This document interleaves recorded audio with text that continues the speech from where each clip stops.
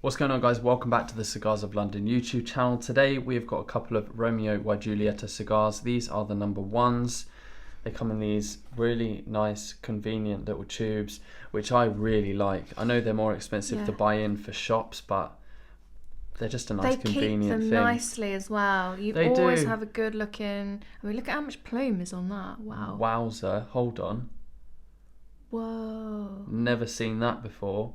I have just come across what might be a problem. This cigar looks terrible compared to the one that I tried from the same box the other day. The one that I tried from this box the other day, I was talking to you about. Yeah. And I was talking about how amazing it was and how seamless the wrapper was. I don't know if you guys can see what looks to be a stem going through the cigar, but also around there's a hole that goes straight into it. It almost looks like a bug has made a little home in there. Oh. But I took the box back to Rico the other day, so we'll have to oh no. Have to try and smoke the bug and see what happens. Maybe we'll find a little guy in there. Guys, I'm just going to show you how much plume is on my cigar. Crazy. Yeah, quite a lot. Quite a lot. But yeah, mine looks in good nick, to be fair. Before we go any further, I'm going to stick the cigar poker down there. We've got these in black on the website, just in time for Halloween, which was yesterday. Alright, so I'm going to start by poking this cigar because the jaw feels a little bit tight. So these are a 5.5 inch stick by 40 ring gauge. It said that these particular cigars age well with up to a minimum of 3 years. So they recommend that you buy a box in if you're going to. And leave them. Leave them, yeah, for 3+ years. Well, the date on the bottom of the box that these came from was 2018. So they might be good to go. We're about to find out. I did have one of these the other day, as I mentioned a second ago. And I did say to Rico, it tastes like it needs more age. Oh, really? Because it wasn't really providing either of us with too much. And I don't know, they almost got a little bit bitter towards the end, but we'll see how we get on with these. I'm a little bit concerned about that hole that's going through the cigar because I've never had that before. In case you can't see it on the screen, it's about the same size as a toothpick, as if a toothpick has been stabbed through. There's not a hole through the other, there's not like an exit wound, so I'm assuming either the wrapper was damaged beforehand or something has got in there afterwards. Either way, he's about to get toasted, and let's go for a first draw. I will just mention, look at this. Gonna relight. All the tobacco that I got out, and it's really eased up the draw nicely. Tasting good at the early stages, and while we let these warm up, we obviously haven't had time to create a Halloween themed video. No. Because we've just had 1,000,001 things going on. So you can count this as our Halloween special. Even though it's just like every other cigar review we've done. I'm a little bit disappointed in the way this cigar has been presented. Yeah. I'm going off the back of the one that I had the other day, which was perfect. And this one. That one looks good. This one looks really good. And this one just looks like a dud. It does. Which is a real shame. I mean, I've got the hole in it and I've got what looks like a stem. Full blown, yeah, stem. You know, but anyway, so far it's tasting good. We are pairing these with a Colombian coffee. And yeah, we've had a busy day. Started the day off by walking the dog. Went to the gym to do some video work, photo work, met a load of new members. Well, not new members, they're new to me. Then we went to film your sister. Do some chiropractic stuff. Yeah. Then we took the dog out again. So all we've eaten today is a pita bread with hummus. And then we've just had a massive roast dinner. A smashing roast. Maybe what we could do, we could arrange like a cigar meetup, and you can cook for everyone. Whilst me and all the lads... Cook a Sunday roast for everyone. Yeah, whilst me and all the lads are just enjoying cigars. Oh, what about me? Well, you can just stay in the kitchen. So yeah, it's been a full-on day of like content creation, hasn't it? Oh yeah, which is and fun. now we're here creating a video for Creating COL. more content. It's funny though, because when I film for the gym or I film for your sister Yeah. or anyone else, it feels a little bit work-like. Like there's a bit of pressure on to like perform and produce something good. But with these videos, it's because we've done it a million times, I don't really need to think about what we're doing. Yeah, we're just sitting down and chilling. And it's the it's- only way we enjoy yeah. cigars these days, isn't it? No, I'm joking. We do have cigars outside of the channel, but yeah, it's a big part of our cigar life, isn't it? So to give you an idea as to how current this video is, the announcement was made yesterday. Boris Johnson made the announcement of the national lockdown. So we're all going back into lockdown for a month. They say, I think it's going to go on longer than that. Yeah. All of the gyms are closing, and shops are closing. It's pretty hard news for most in the UK, you know, particularly those that enjoy, you know, exercise, like things like the gym, or Keeping swimming, fit and or keeping healthy. fit. Yeah, it's a real shame actually, because I believe, you know, to keep your immune system healthy and working and strong, you should be doing, you know, regular exercise. And, you know, these things, shutting the facilities that allow us to do that is, I personally think, quite backwards. I don't want to get too political, but this is a subject I feel quite strongly about. But Well, yeah. then the argument will be, but you can do exercise outdoors, and you can go for walks and that. But that brings me on to talking about, now we'll use the gym as an example because it's something that we're both into. But this could be like swimming or like whatever. It can be you anything. enjoy. But part of going to the gym for me is not all about keeping fit and keeping active and keeping healthy. It's that place to go to where you can be Offload. greeted by the receptionist, which he's a super cool dude and he's nice to chat to, nice to say hello to. It's nice to see friendly faces. But when you're not even allowed to go for a walk with a family member, plus we don't go to the gym to walk, do we? No. It's a completely different thing. Like, especially if you train, you know, if that's something that you do and you lift heavy weights and you know, you really, really train, like going for a walk is non-comparable. It's just non-comparable. I mean, like, it's a completely different thing. And it's, because a lot of people, they don't just go to the gym to train their biceps, it's also to train their mind. It's a mental thing. Yeah, and they can focus. And for me, I've always said that.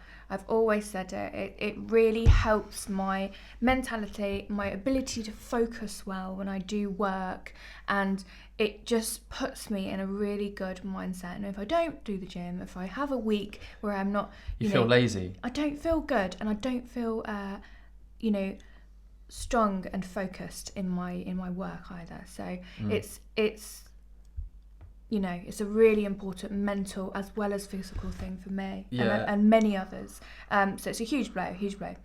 And on top of all that, when I go to the gym, I by default make an extra effort to stay hydrated and eat healthy foods and eat enough calories in a day, and make sure I go to sleep and get my 8 hours sleep, and you wake up and you hydrate and you eat again, and you're a lot more consistent with actually looking after your body. But when you sit at home because you're locked in, you can't even go to the shops, you eat cake, you stop hydrating, you go to bed a bit later because there's nothing to get up for, there's nothing to train for, so it's difficult and it's really rubbish. I mean, they're saying, you know, the officials are saying that they're you know, following the data and their data backed. Well, what's the data on? Give us some data on why you've shut the gyms, because you know, it's in the 0.01% of cases. It's like one of the gyms particularly are one of the lowest. Well, you'd like to think that the gyms are where healthy people are. It is. It's where people go to look after themselves. So the majority are fit, they are healthy, they are Yeah. aware of what they consume on a day-to-day basis. And the more you don't look after your body, the more you sit at home, and the more you don't exercise regularly, or put your body in that. Let's just say, like, you exercise to release endorphins, right? You actually don't. Those endorphins don't actually. That chemical reaction in the brain doesn't release unless you're doing, upwards of 30 minutes at a single time of steady, continuous activity. So it's not like go for a 10-minute walk and like come back and you're going to feel happy. Like it's a real, like, anyway, I don't want to get too deep into it, but it's a real, think it's so I think important closing for the our gyms immune system. down. I think closing the gyms down is ridiculous. And one of the reasons I say that, and one of the main reasons I say that, is because one of the first things to reopen was the pubs. Oh, don't even get me started about that. So pubs were open. You could go in. You could drink beer until you passed out. But And for there were people many, like us who weren't don't there? drink beer and we don't go to pubs, all we wanted to do was go to the gym and work out so we could look after ourselves. Yeah. And we're not able to do that. Yes. You listen to the news, the advice is to wear a mask, to stay away from people. What's the other one? Oh, wash hands. I'm all for washing hands, by the way. I'll just make that clear. So they're saying to stay away from people and wear a mask, but nobody's saying take vitamins, stay hydrated, eat healthy food, get 8 hours sleep a night. They're not giving real life advice. So all of the advice that's been given on the news, from what I can see or what it sounds like, is just trying to scare people. Because I think about it, imagine being a child growing up now and you walk to the park and everyone's wearing a mask and not communicating with each other. Yeah, I mean, ultimately for me, it's if you want to make sure that your nation, or the world, let's say, is strong enough to fight a virus, you need to make sure that they're looking after their immune systems and building them up. And to do that, you take your vitamins, you eat well, you eat healthy, you go to the gym, or you exercise regularly and well. And seems to be one of the last things on the list for the old government. Do you know what? One of the posts that I put on my Instagram this evening, I finished the caption by saying, "What's the point in saving lives if all we're allowed to do is work and stay at home?" And because that's not really living. Like, we're not able. In a weird way, when I wrote that, I was like, do you know what? That's kind of true, actually. What's the point in saving everyone's lives if that life that we're saving, like ours and yours, is it a life if all you can do is go to work and then go home again? You're not allowed to see your family. You're not allowed to go to the shops and browse. You're not allowed to go to the cinema. What about those adverts that we were talking about actors having to retrain? Oh my God, some of the Tory adverts that come out recently. There was one awful one of I'm sure you guys have seen it, but there was an awful one of a ballet dancer doing her shoe up, and it's something like, I can't remember what her name is, but let's just say Amanda trained to be a dancer, and unfortunately Amanda's going to have to retrain, or Amanda's new career is going to be in cyber. Or something like that, and it was really awful. It caused so much uproar with all creatives. It's just been really, We can go on and on about this. I've held back from expressing my thoughts because you have to be very careful with what you post online. From the very early stages of all of this, I was watching every single kind of video, interview. I was even watching people like David Icke. If you haven't seen any of his videos, he's crazy, don't get me wrong, but some of the stuff that he said right at the start of all this kind of rings true to us now. And when I say rings true to us, I'm talking about the majority, whereas a few months ago everyone was like, oh, he's mad, lockdown will be finished in like a month, everyone's going to get better and we'll go back to the way everything was. But now we're calling our lives today the new normal, which for me is really concerning. That's really freaky in itself. Like, that so many people are happy with the new normal, wearing masks, not communicating with people. You know, it's just weird. Yeah, it's a really strange time that we're living in at the moment, and like, can't be said enough. And I think just the biggest blow for me is like the inability to look after, allow us to like go out and look after ourselves. By going to the gym and exercising. And like we were talking about earlier, and I was comparing it to a prisoner who was, let's just say they were in for 5 years. They got told that they were going to be released, and then they said, "Oh, sorry, we got the wrong person." It's like you give that person a little glance of freedom and then take it all away from them again. That's like us going back into lockdown. Yeah, it is. I know it sounds extreme. No, it's true. It's like you've given them like you've dangled a carrot in front of them for like 3 months, and then like it's gone, taken away. Goodbye. Yeah. I like to think that we are quite mentally stable, but I can't help but think of those who do struggle with mental health, and they do struggle with depression. There's so many people out there who are lonely, and people out there who need care. I'm not going to mention any names because I don't feel like it's appropriate, but a close friend of ours, his dad recently had surgery, and he, at the moment, from what I understand, needs full-time care. But he's not able to have full-time care because of COVID, and he's not allowed anyone going in to assist with what he needs because of... And that's another thing as well. It's just crazy. How it's impacted our NHS system. I mean, goodness me. Like anything that's not COVID has been quite heavily impacted, hasn't it? I mean, you can't see a doctor, or Well, you couldn't even see a dentist, could you? No, I can't even see a dentist. That's minimal things, but like actual health conditions, like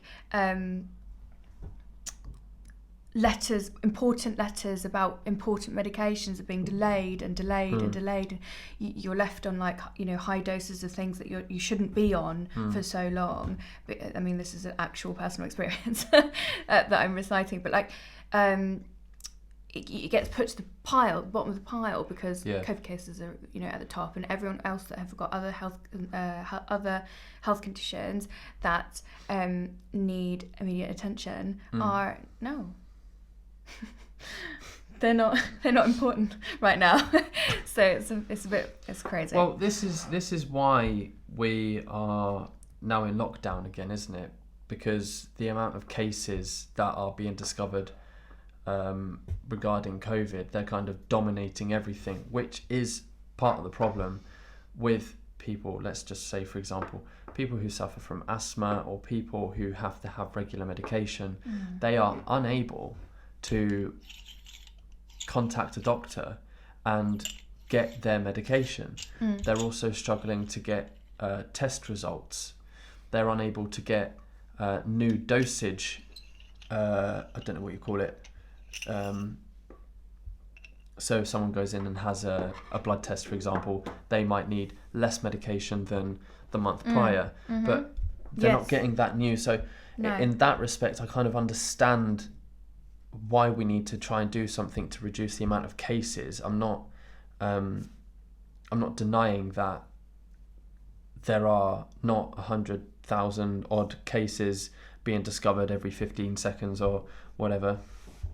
Obviously, those numbers are made up and crazy, but it's just a tricky one. It's just a tricky one because no one's talking about suicide rates. No one's talking about those actually dying from real life disease, like long-term real life diseases, because they're not being seen to because of COVID. It's just crazy. But then with all that being said, the hospitals have been struggling for years and years anyway. You're right. Without COVID, hospitals have been overrun. Beds have been a struggle to get hold of, and that's in the UK. Think about poorer countries who are really struggling. I mean, I don't know. I'm not a politician. I'm not bloody scientist, so I'm just speaking on behalf of myself and what I've seen, heard, understand.